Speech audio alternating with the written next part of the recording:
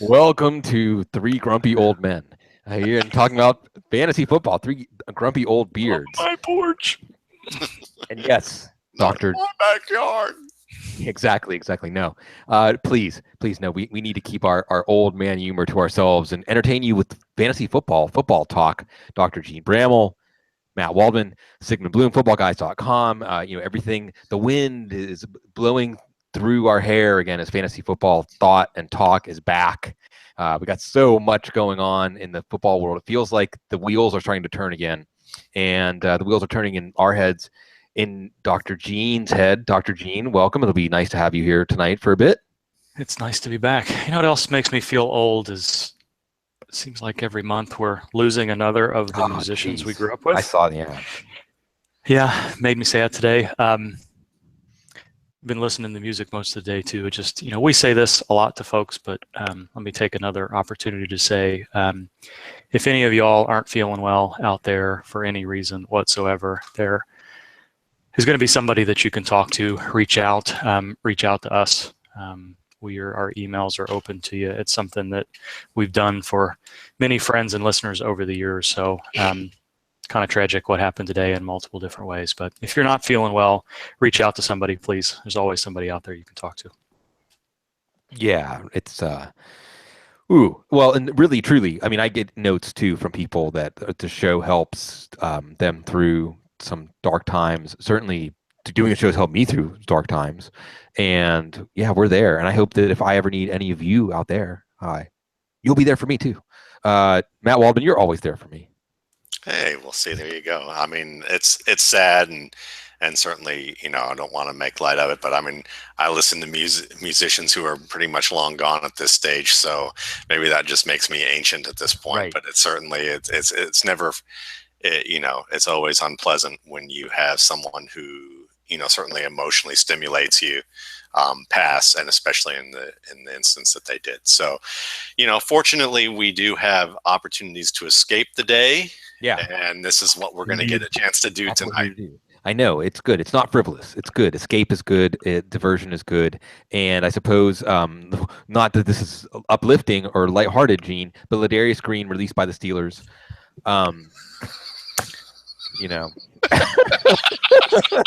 There's no segue. I brought us down in the beginning. For that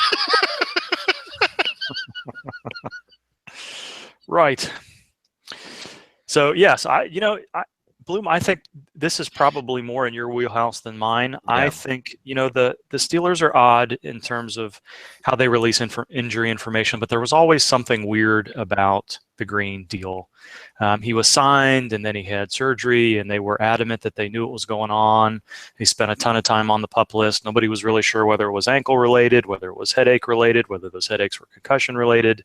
And then this offseason, we're hearing some of the same things where, he hasn't been cleared, but he's been able to work out, and it just never seemed like it worked out. And I think, there may have been a contract situation that plays into this a little bit with some monetary issues. Maybe they even though there's not a ton on the roster behind him, maybe they just thought that, there was something else going on where he couldn't be counted upon. It doesn't feel to me like this is definitely an injury situation, because this has been going on in some form or fashion for months and months and months.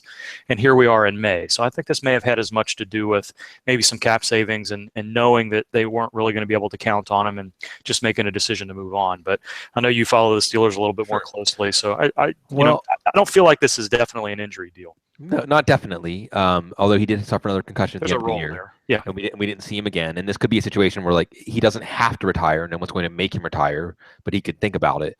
The Steelers didn't draft a tight end. Perhaps this is something that happened, an impulsive decision, Matt. But if it wasn't an impulsive decision, and they contemplated this, does this mean there's something there with Jesse James, who could be a low end? He could do what Jack Doyle could do, right? Or Xavier Grimble. What does the RSP have to say about Xavier Grimble before and now in the present? Yeah, I mean, I think that when you look at all three of the Titans on that roster, including Ryan Mallett, who was on the practice squad out of Virginia Tech, who was a pretty nifty receiver in his own right and a better blocker, who just needed to develop some. He's not a top-end athlete, but Grimble's a guy who, he and Jesse James split time I think James is a little bit better of a player in terms of working open in zones and having rapport with his quarterback. And we saw that a lot in the red area in terms of the way he was targeted. Heath Miller-esque. Yes. So you get that from him. Grimble has a little more athletic upside, a little stronger, a little quicker. But I think that, they're trying to get him in there to see how he responded. I think that Jesse James held his own, though, in a way that it might be difficult unless Grimble just really blows him away this summer. And then Malik is just fighting for a roster spot at this point, but he might be a guy who can stick with special teams and then develop into a two-way option. Green, it's unfortunate, obviously, if it's from an injury standpoint, why they let him go. That's unfortunate, and I wouldn't want to make light of that because that's definitely a tough thing to deal with. But at the same time, when you look at some of the criticisms about him leaving San Diego, and I know that Kyle Posey of Bulls from the Blue does an excellent job of analyzing the players that he covers there, and he just talked about how Green just really was not a good route runner, didn't really understand how to get open in zones, didn't understand, you really need to do special things with him to get him in a position to succeed. And some of those things were very limiting, and it could be very limiting to an offense. And when you look at Pittsburgh, some of the things that they tried to do that with him, I mean, I guess it was helpful because they had enough surrounding talent where it wasn't a huge detraction, but it's kind of a thing where it's like, okay, well, we're going to have to force the ball to this high-end target who's not really familiar with the offense still isn't quite getting it, whether it's because of injuries or other things going on, and it just never worked out. So hopefully he can get healthy if he decides that he wants to continue playing and that he doesn't have any more problems, or if he decides that, this is a wake-up call for him to begin a new chapter in his life, then we wish him the best. Yeah, and I think either way, if he goes to another team, it's very unlikely it will be as good of a fantasy destination as Pittsburgh. And I don't think it would be rash to drop him in leagues where you're having trouble finding room for your 4th or 5th round rookie picks. I would drop him to add someone in the 4th round of a rookie draft right now, just because it feels like the writing is on the wall. Gene, the name on the jersey in Philadelphia is Blunt, Philly Blunt. And we have also Ryan Matthews probably on his way out. Now, you have famously said injury prone. I don't know if I want to go there, but Ryan Matthews, I will make an exception for him. Tell us again why. And, similarly, is there a future for Ryan? If I say, Ryan Matthews ends up somewhere, Baltimore, was a name tossed out. Does that interest you, or can Dr. Gene give us that stamp of disapproval? You're muted. I don't even remember pushing that button. Yeah. Get off of my porch. Oh, my gosh. Just talking to the ether. It's probably better that way anyway. This is the preseason for me, too. Get with it, Bramall. So, seriously, I think the deal with Matthews now is that it's a spine thing. So, the collarbone injury, it's hard to say injury prone. Some of the other things he's had, it's hard to say injury prone. You wonder, does he know how to fall? Does he know how to warm up? Is there some other things going on? Those are things that we don't really know the answers to. So maybe those injuries fall into the injury prone category, but it's really difficult to say. However, spine thing, when you've got degenerative issues like he does, knowing it's in the cervical spine, there are some things that you worry more about on the bottom of the back, some things you worry more about the top of the back, and things like spinal stenosis, which we're not sure that that's what he's had, but there's a herniation there, there's some degenerative changes, definitely makes you nervous. And the fact that Philadelphia is looking for other answers is a question. I think the other thing to be mindful of is that Matthews is a good player, but he never really seemed to have had any sustained success anywhere he's been for any number of reasons. And we've talked about some of his mental game, some of his physical game, all of those things kind of come together. And he seemed to fit really well in that Philadelphia offense, and then not to be successful there for all the reasons we've talked about is a concern. So I think, I'm with you. Everything we've heard suggests that he's on his way out. And he's a good back, but we see this every year. At this time of year when the veterans are out there on the market, it took a long time to latch on with a team. Jamaal Charles is sort of, you're not really sure whether or not he's going to stick in Denver by the end of things go. So all the musical chairs are about up here. Where's he going to end up? It may be a situation where he's got to keep himself in as good a shape as he can and hope that something breaks for him come toward the end of the mini camp, early training camp, if they release him at all. So I'm not going to change my mind necessarily on the injury-prone nature of things, but of all the injuries he's had, this would be the one that would worry me the most as far as shortened career. Yeah, and just that chance to get an opportunity at this point, at the later point in his career. So on the other side of that, Matt, and feel free to comment on Ryan Matthews and wherever he may end up. But there's Blunt in Philly. Anything to see there? Yeah, and, I think and just on one other note, with Blunt in Philly now, is there anybody you would downgrade in Philly because Blunt's there?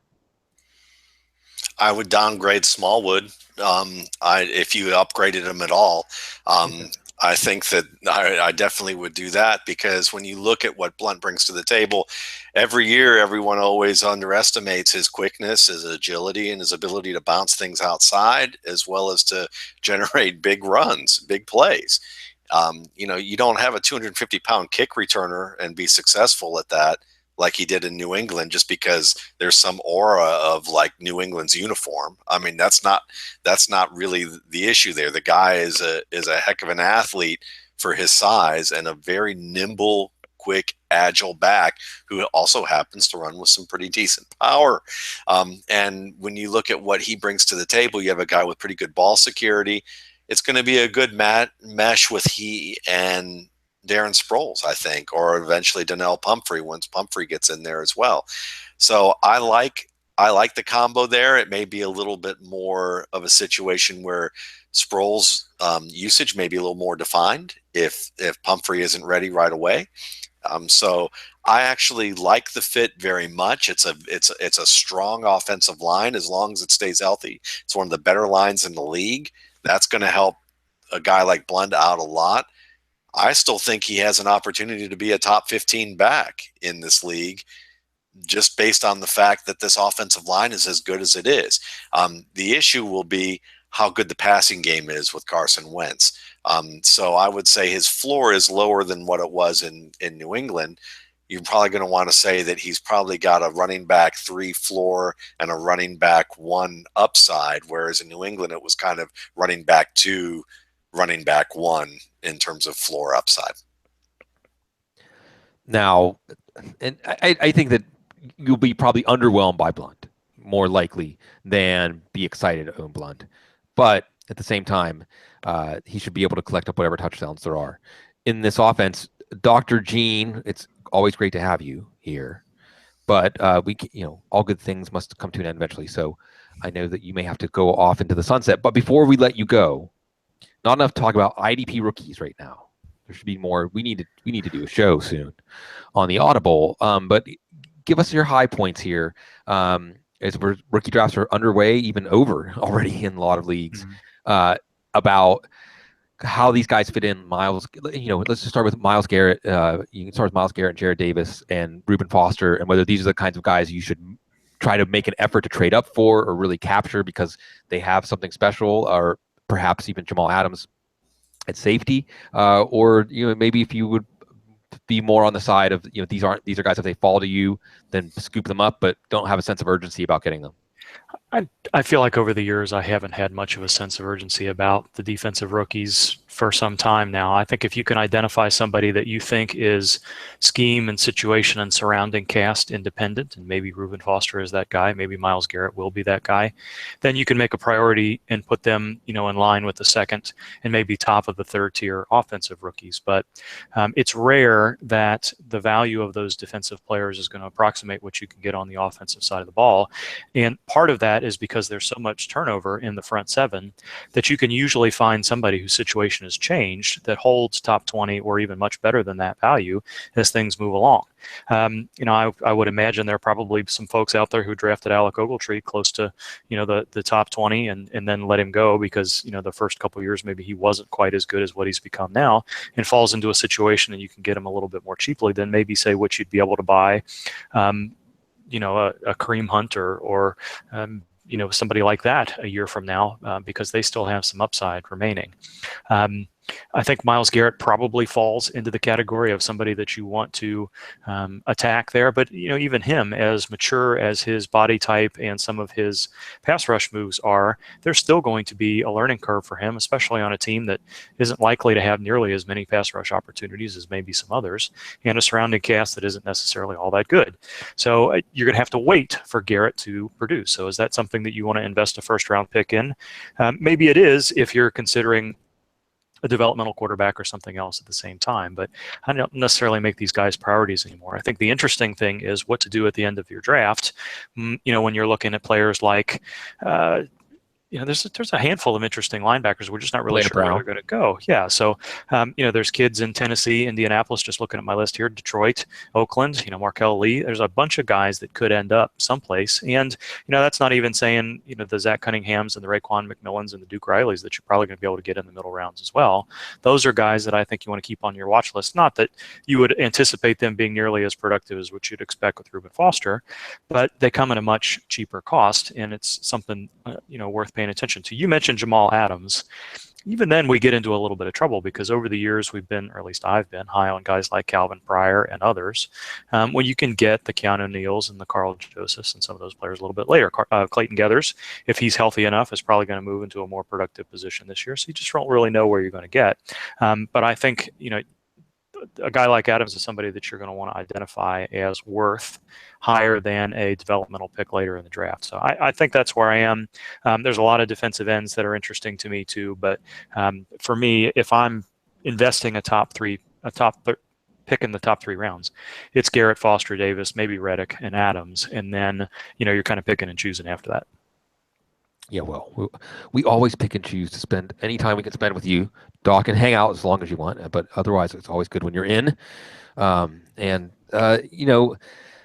Matt, we have lots of things we can go. We could probably go well over an hour now with just Part a little. 2. Yeah, right. Well, yeah, exactly. We remember what happened last. Rapid fire. Start scatting. Yeah, that's right. We're really. This is where the old man. People said more old man jokes. There you go. Is that an old man joke enough? Okay. So lots of good questions from the chat, and what's that? Yeah, no, it's good. YouTube, thank you. The chat is back. It's great. One of the things we love. We've always loved. The chat has had some great moments over the years. Back in the Blog Talk Radio days, the chat sometimes would get really in the second hour. Gene knows what I'm talking about. Second hour. It's only weird if you make it weird. Yeah, that's where that came from. But I guess you might say that Green Bay's backfield is kind of weird. Certainly, there's a question here in the chat room about it. And Ty Montgomery is, you would probably be one of the people Andrew Cook asks about thoughts on Ty Montgomery value should he lose out to Williams Jones. And there's just a larger question here. And you're going to come in, I think, on the positive side, Matt, for Jamaal Williams, and certainly not on the negative side for Aaron Jones. But let me point out one thing I'll say is I'm getting a little bit of an itch for Aaron Rodgers and breaking the seal in MFL 10s with Rodgers, because if you look at the Green Bay offense, once they accidentally put him at the center of it, used his decision-making, his accuracy, and his tempo to keep defenses off balance. And what that resulted in was the kind of fantasy numbers that, Peyton Manning put up a few years back at his better Denver days, almost an unfair advantage. Worth the first-round pick, even though it's not in vogue anymore in fantasy football to take quarterbacks early. And in that offense, that's Ty Montgomery. That's where Ty Montgomery fits. And he's just getting used to the position. He finally got a running back number. Obviously, he's a talented player who's applied himself very well in limited time. He had Gene, microfracture ankle surgery, right? No sign. We don't have that many cases of microfracture ankle surgery, but he didn't look like he had lost anything. If anything, especially at times, I think the Chicago game, he's like a natural with the way that they spread out the defense and finding those lanes and bursting through them. So are we taking Ty Montgomery too lightly? I think Evan Silva was saying, if you do projections for Green Bay and he's not around the top 15, then maybe you're not being honest. Or is this, Matt, where you say it's Jamaal Williams or it's Aaron Jones, or maybe it's none of the above because it'll be all three? It's Devonta Mays. Ha! Not really. The thing is that when you want to look at the future of this team, certainly the reason they drafted those two guys was to the fact that they had John Crockett, Eddie Lacy, and Don Jackson as part of that backfield last year. They knew they were getting rid of Lacy pretty much at that point. So they needed depth. They needed quality depth at the very least. And they probably weren't completely sold on Ty Montgomery being an every down running back. I mean, he certainly, again, I agree with you. He looked good in terms of being a first year running back in the NFL. And also fitting in that offense from a spread system where basically he was a space receiver, space running back. A lot of times he did run between the tackles pretty well, but again, are we looking at a guy who is going to get better at that, or is already kind of tapped out and capped at what he's doing at this stage? And by the time he does make any incremental improvements, it's time to say goodbye to him. And I think that's maybe some of the questions that Green Bay may be privately asking as they draft backs who have the talent like Williams and Jones. And if you ask me, I know that I thought he was better as a running back than he was as a wide receiver, but former running back and NFL analyst Emory Hunt still maintains he thinks that Montgomery was a better wide receiver than he was a running back and didn't look as natural to him. So it's an interesting debate that's going on in terms of what Montgomery is all about. All I can tell you is that when I look at Jamaal Williams play, I think that he has a chance to be a complete back. When I see Aaron Jones play, he has a chance to be a complete back. And both Jones is very explosive in terms of his burst. Both are very good receivers out of the backfield, but both I think are better runners in terms of decision making than what Ty Montgomery has shown here at this level. And when you project what those two did at the college level towards the NFL, I think they'll end up being better within the next year. It may not be this year, but I think so. If you're looking at things redraft wise, yes, Ty Montgomery is probably a guy you still want to consider. I think if you say he's a top 15 back, I think that's interesting from Evan to say that you're kidding yourself if you think that he's not a top 15 back. I'll have to take a look at his numbers, but from what I recall and from the quality of the talent here, I guess last year that would be true. But if you think that Aaron Jones and Jamaal Williams are Don Jackson and an injured Eddie Lacy, then you're not watching enough tape. And I think so I would kind of counter that argument and say that the quality of the talent behind Ty Montgomery is going to push that guy a lot harder than what wasn't there last year. So I still think it's probably ultimately Williams after October. And I think that means Montgomery ends up either being a slot receiver, but that means someone's going to have to get hurt or underperform for him to have big numbers. So he's a boom bust play. So if you're going to draft him in the top 15, of running backs, that's a boom bust pick. And it's a daring one, if you ask me. Yeah, well, you don't have to. There. You don't have to. Yeah. No, I mean, I suppose part of the argument would be, and one of the places I'm coming from would be, I mean, Matt, briefly, would you have ever even expected he would do this in the NFL? What he's already done? I didn't expect him to be a contributor as a receiver, to be honest. No. So, I mean, my thing, I had him ranked very low in the RSP and said he'd be better off as a running back. If he had a shot as a running back, I'd feel better about him. That was basically it. But even as a running back, I mean, even what success he's had to this point and how he's looked doing it, would you ever have expected that? I would say no, probably not. No.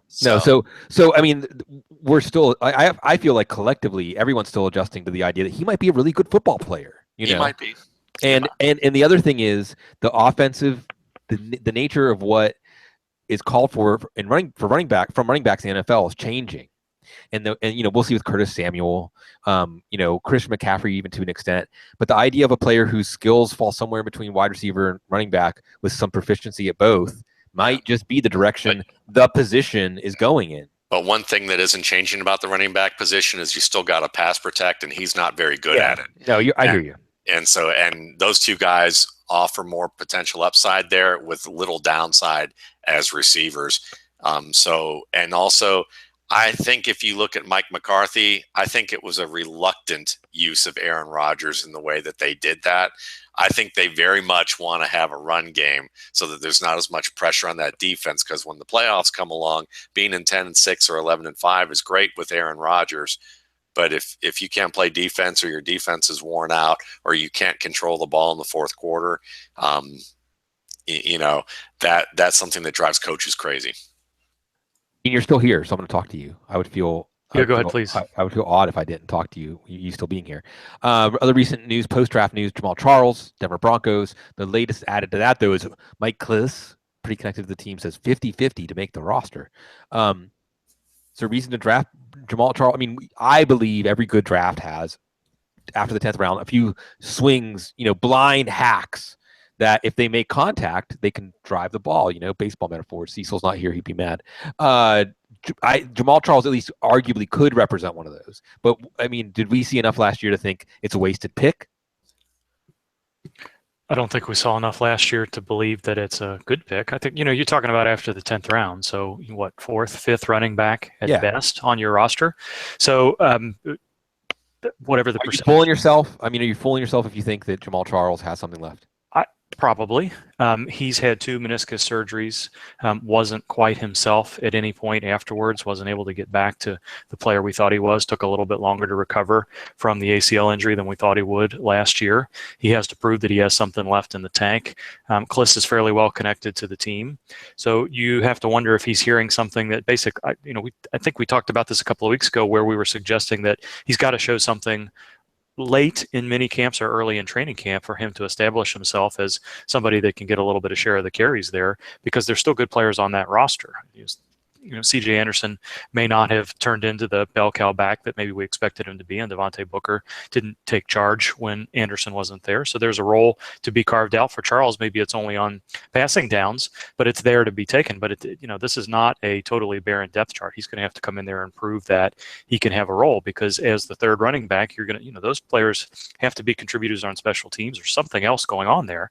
And you're not going to put Jamaal Charles on special teams. So he's going to have to prove that he has some sort of role in that offense week in and week out to be a 15 to 30 snap player. And if he can't do that, then he doesn't have much chance. So I don't think 50-50 is much out of the question at all. He's got to show something early to make sure that he can have a role there.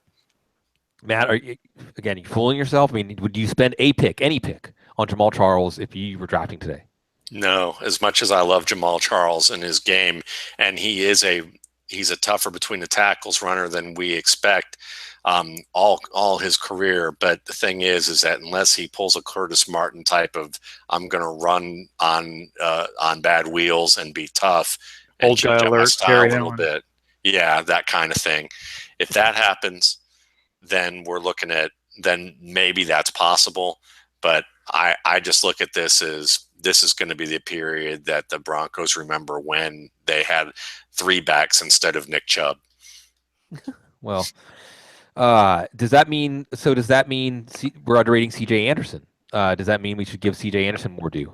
Yes, I think it is. But at the same time, if the Broncos, really, you have to watch training camp for 2 guys, Anderson and Booker. And the reason being is that if, Cecil's mentioned that the Broncos are going more towards a gap space scheme, and you do not have to be as good of a decision maker as a running back in a lot of respects, or as creative when you were running downhill and hitting a hole as hard as possible. And one thing we saw with Devontae Booker is that he hits a hole hard.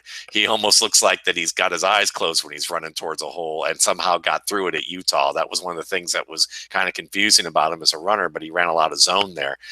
He may be a better fit as a gap runner, and he may be a better player than CJ Anderson in the gap scheme. Anderson is more of a guy who can stop and cut very close to the line of scrimmage and create. He'll still be decent at gap because he's got a decent burst. But Booker, with his speed and his burst and that size, if it's just like, look, here's the crease, hit it hard.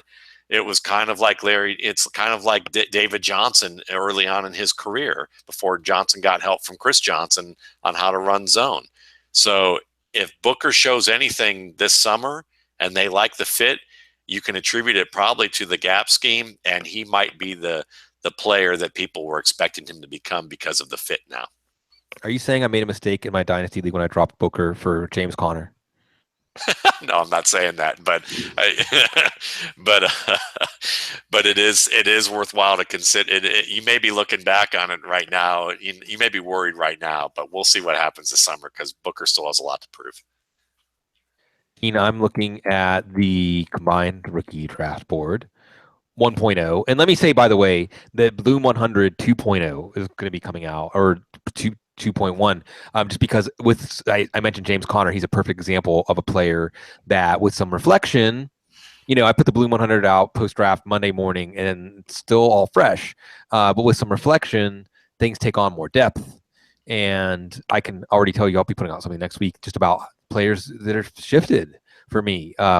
Just having a chance to let things sink in. You put the combined draft board together. I think, and I'm sure there are other resources out there. But we're trying out there for the people doing the combined offense and defense leagues to quantify these commodities against each other. But the main task, the one that Matt Waldman does so well, is commodifying each individual commodity like on its own in a vacuum, and that changes once we know the teams.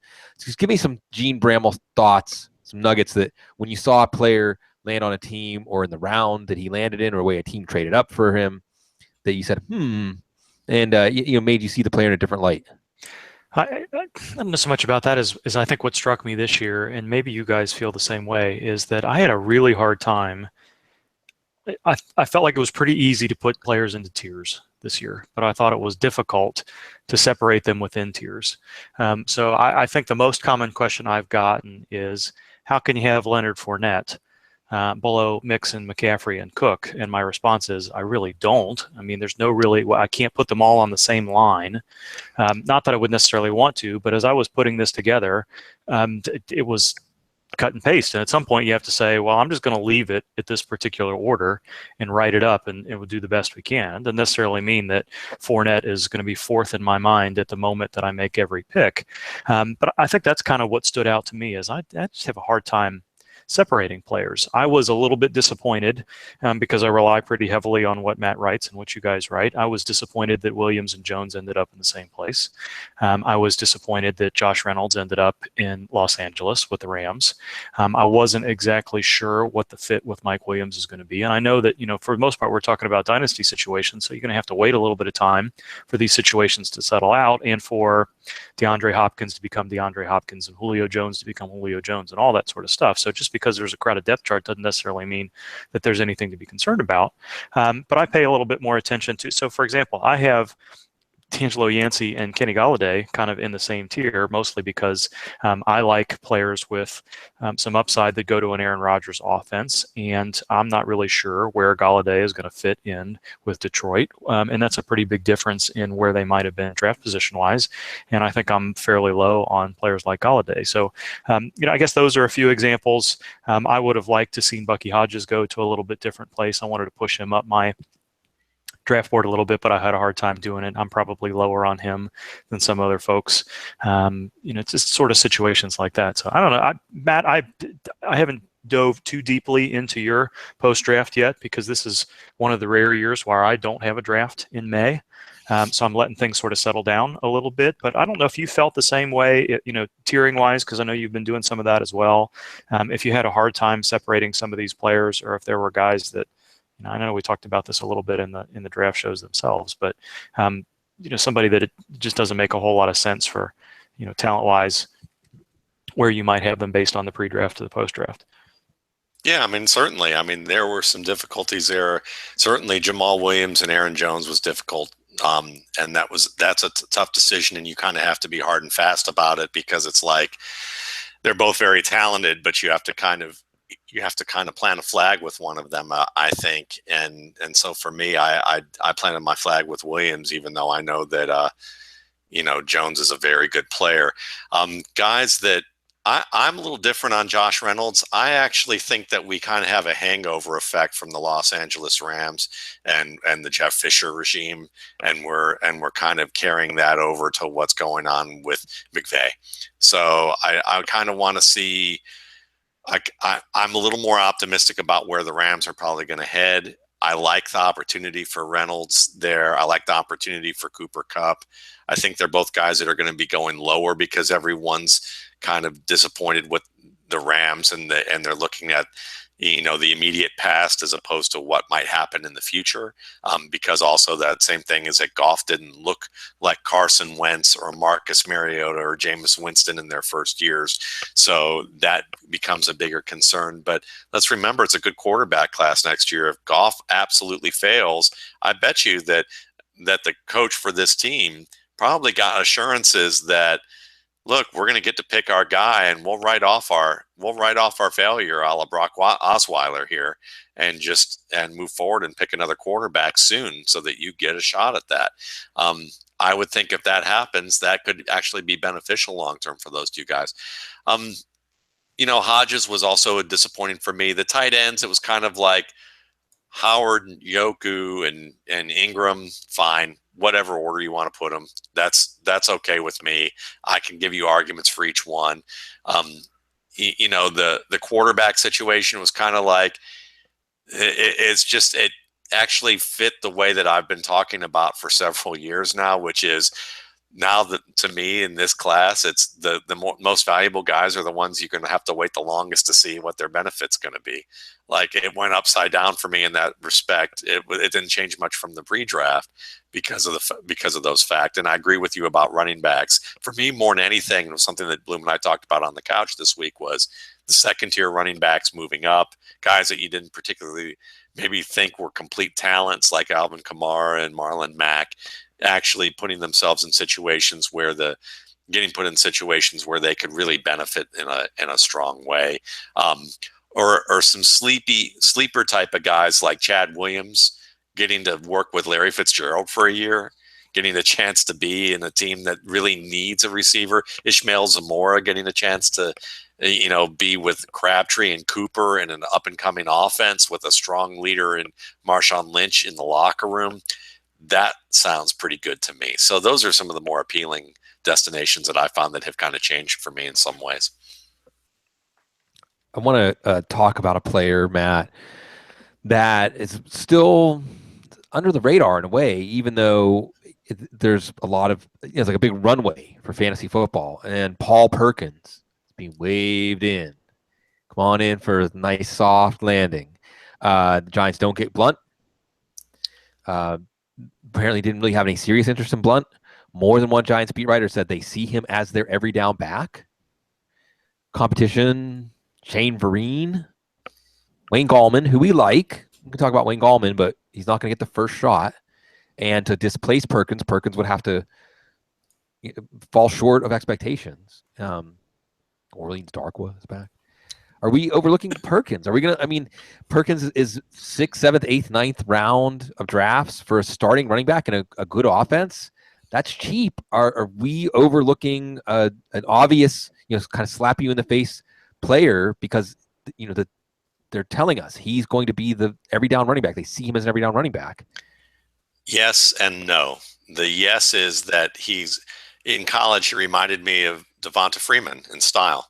And he had enough talent that when you look at Devonta Freeman, I remember the first year Freeman played, he actually looked pretty decent with a horrible offensive line. But, if you're looking at yards and yards per carry and things that fantasy owners often look at, it can be overwritten as, oh, he wasn't very good, failure, he's not going to be a good back. Now, Atlanta didn't look like it was going to have much of an offensive line heading into that second season for Freeman. And then they made some of the most improbable decisions that paid off late in the preseason that you normally don't see for an offensive line. And he went gangbusters for that first half of the year. And then when they solidified the line this past year in 2016, he's a Pro Bowl player, in terms of what you're seeing in terms of production. I think Paul Perkins has some of that talent, but they didn't do much to improve their offensive line. So unless this offensive line just organically gets better from last year with the players that were there before, you're probably not going to see that kind of upside that he might be capable of having. So I'm not really enthused about any New York Giants running back unless I'm, again, doing some sort of upside down strategy where maybe it's a a group of mid-round backs who can be a value. And I know that I'm not making a heavy investment in any particular one. And but talent-wise, I like that potential. I just don't like the surrounding talent with him right now. Yeah, I can't totally buy in.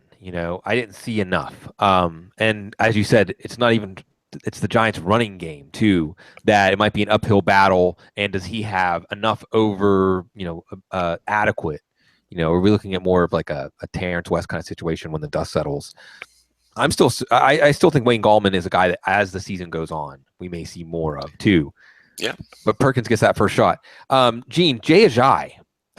There's some talk, his receiving ability, his uptick, and Matt, we watched him at Boise State. He's a good enough receiver to be involved a lot more than he was. Damien Williams had some little game of chicken about signing his RFA tender. I don't know what you're going to win with that.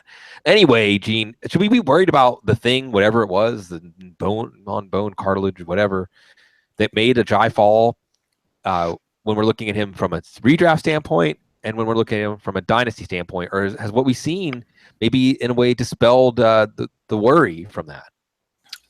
Yeah, I think a little bit. I think it's a degenerative condition. It could crop up at any time if he takes an unusual step or twists his knee and has some swelling, and it becomes a little bit of an issue for him. It could be a chronic thing that lasts the year, but it's, again, it's one of those things that's really difficult to know what the likelihood of that happening is, because he's been successful for the past couple of years and hasn't had any recurrences of it.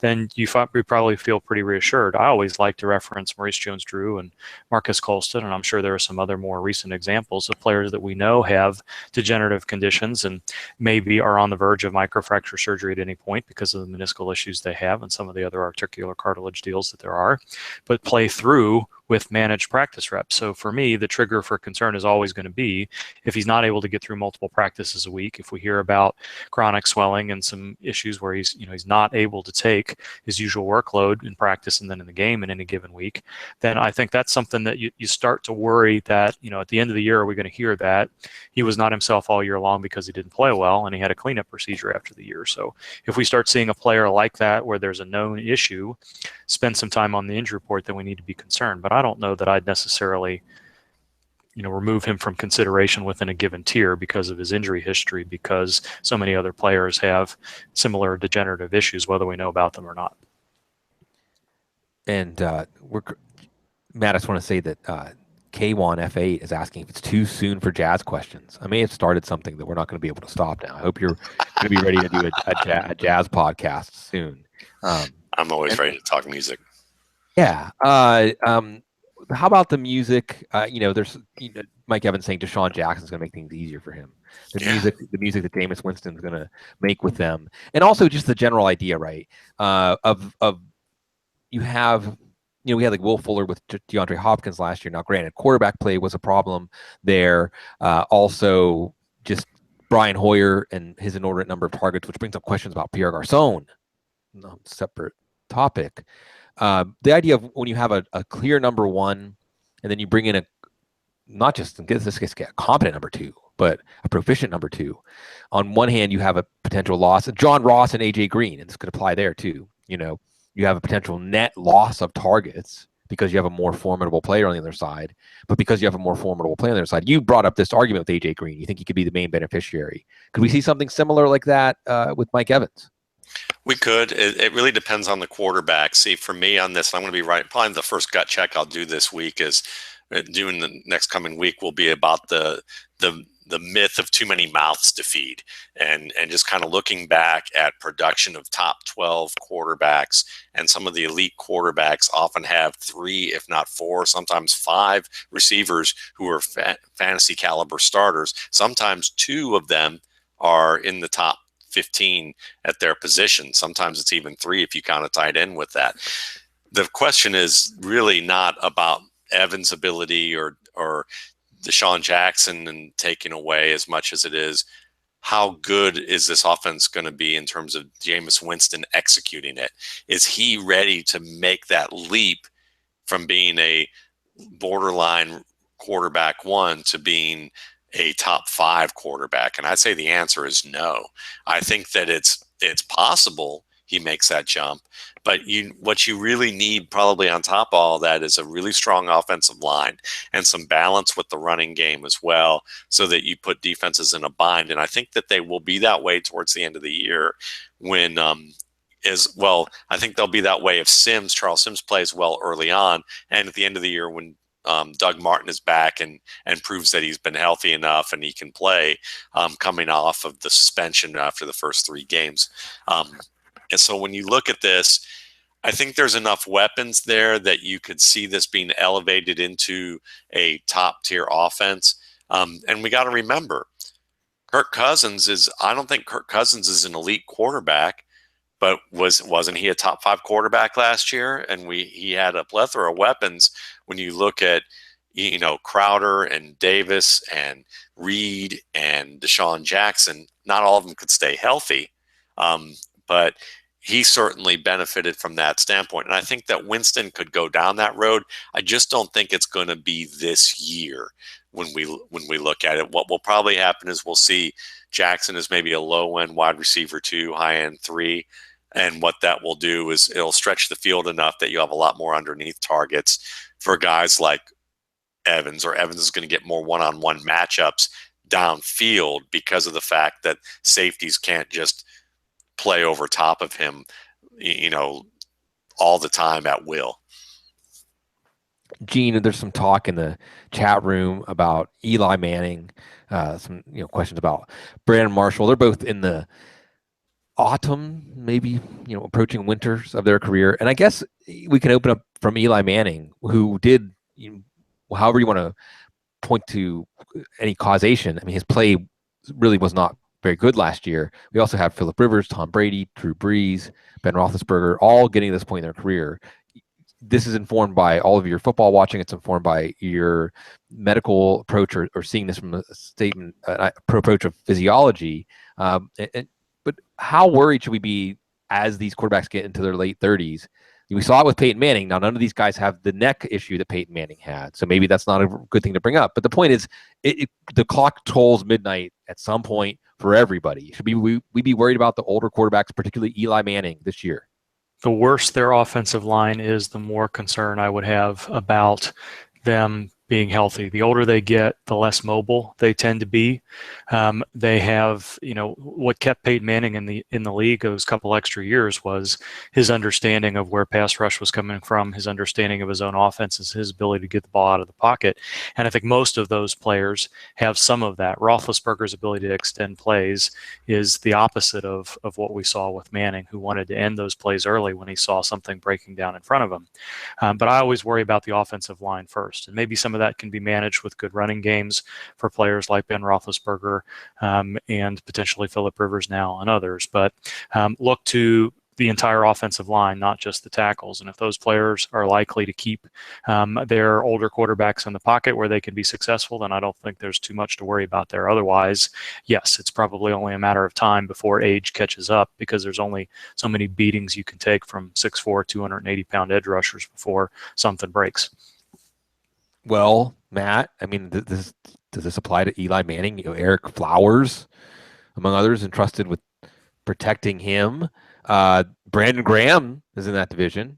There's some guys in Dallas, David Irving and Malik Collins. They're not anybody you would want to see coming at you.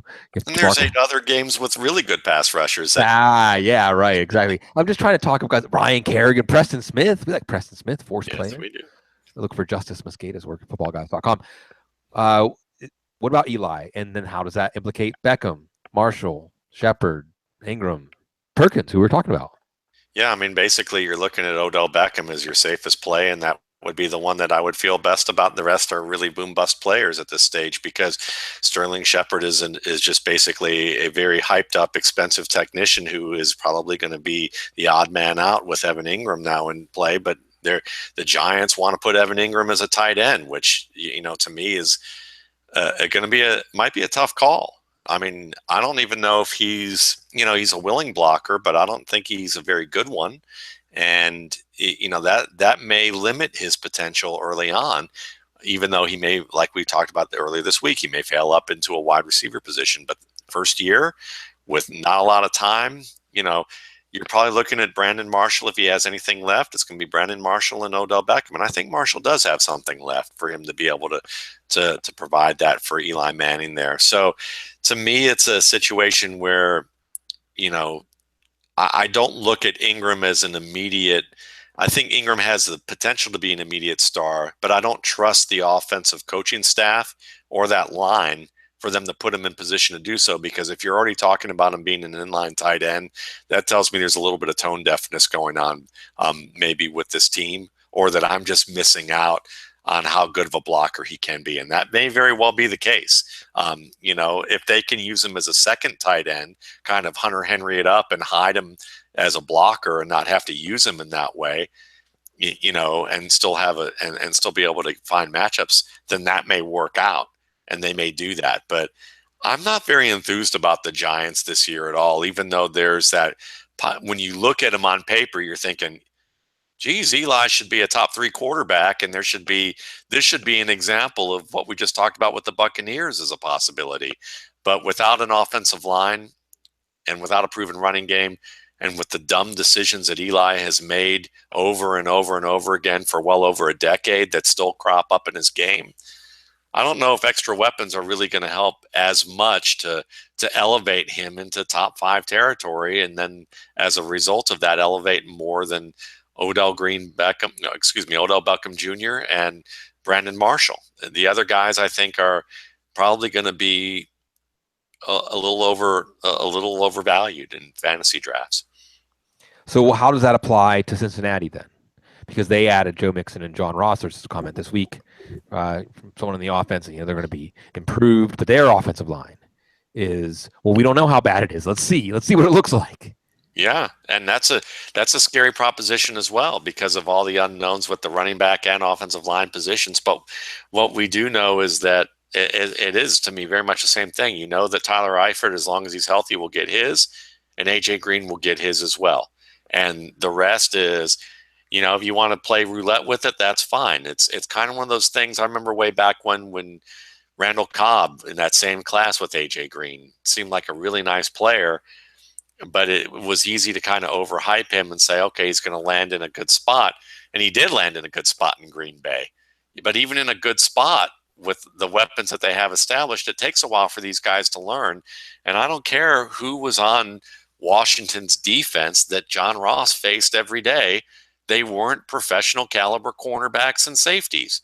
They're still going to have a learning curve themselves. So we can talk all we want about how maybe those guys might be even future Hall of Famers. They could be that for all we know. Doesn't make them NFL players right now. Doesn't make them NFL ready right now. They're going to have a tough time at first. Many of them will. And that should tell you that John Ross probably isn't going to be ready for more than a lot of go routes and screen passes, which could still give him good fantasy production. But is it going to turn the offense for Cincinnati into a top flight unit? Not this year. And what about Andy Dalton though? I mean, losing team, lots of targets, even with a line that might make him run around. Or maybe should we be saying, A.J. McCarron, this is your chance to show off this year for potential free agent market down the line? It's a good question. I guess, that's, to me, the biggest problem is that when your quarterback gets hurt, then you got to wonder who is going to be the reliable receiver, who's going to have the rapport. So if Andy Dalton gets beat up and he gets knocked out of the game, then that's even a bigger boom bust that suddenly turns A.J. Green into a boom bust player, as weird as that sounds, because you're thinking, well, wouldn't any great quarterback just say, hey, look, I've got one of the best receivers in the game, I'm going to throw him the ball? Sure, but how good are they going to be about being on the same page? Does A.J. Green, are they going to be able to communicate about on certain hot reads what shoulder to throw it to and how high he likes the ball on certain routes? And is the quarterback going to be able to get it to him without a ton of, a full summer or off season or years worth of practice to be able to do it? And the answer is usually no. So it takes some flexibility and creativity out of an offense when that happens. And there's a higher chance of that happening if this offensive line isn't very good. Just a few minutes left. And Dr. Gene, it's been wonderful to see you down there, still with us. So I feel like I need to talk to you. Multitasking. Keep talking. Yeah. Another thing that happened recently, Sammy Watkins, no 5th-year option. Yeah, that's a big old I don't think there's a good explanation for that. I think almost like the Ladarius Green situation, we've got to consider every possibility, and one of the possibilities obviously is that they know something about that foot that makes them nervous, and what that is I don't know. Many players have gone through revision surgery, sometimes multiple times. Emmanuel Sanders, Julio Jones, where that the screw in that 5th metatarsal is revised and things go very well. Dr. Anderson being the surgeon, he's documented many cases. The majority of them seem to be in wide receivers where those revision surgeries go okay. Watkins has played through that pain in a couple of different occasions pretty well. There have been some instances in some games where he's not been that successful, but he seems to fight through that okay. So even if they're concerned about the length of time it's taken him to heal and the recurrence that's been going on, I think you have to wonder a little bit. I think Aaron Radicki had some good things to say, and kind of in our internal chat about, if things go well, this is not going to end up being a very good gamble for Buffalo at all, and it could end up going very well for Sammy Watkins. I want to see how he looks in the beginning of training camp. We kind of went through this last year as well, where he had the surgery late. Things sounded like they were going fine. We saw him sprint on Instagram videos, looking fine, and then last year really wasn't good all year long. He ended up spending 8 weeks on the in-season injured reserve list before he came back in some productive fashion.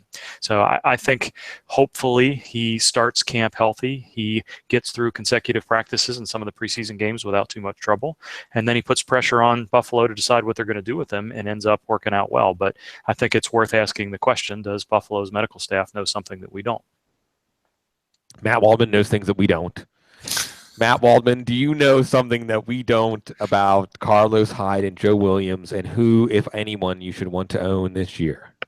No, I don't. And, all I can say about that is that, Carlos Hyde right now is still the better running back. Joe Williams may still wind up being the future. And I just look at it as that if Kyle Shanahan, if we're going to go with the idea of projection that we have to right now, then you project what Kyle Shanahan did in Atlanta and what he's going to try and do some of the similar things in San Francisco. And if that's the case, Joe Williams plays Tevin Coleman right now, and Carlos Hyde plays Devonta Freeman. And that's how it's going to be this year until one of them gets hurt.